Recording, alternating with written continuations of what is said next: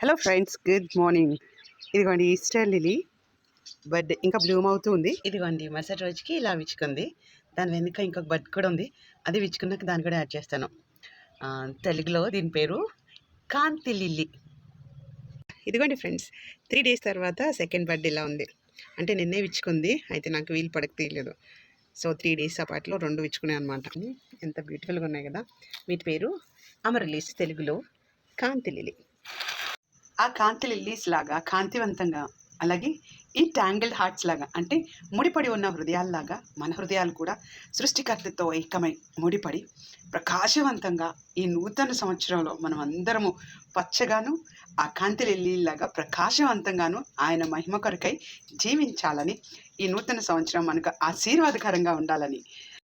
I wish you all a blessed and prosperous new year. Have a good day friends. Thank you.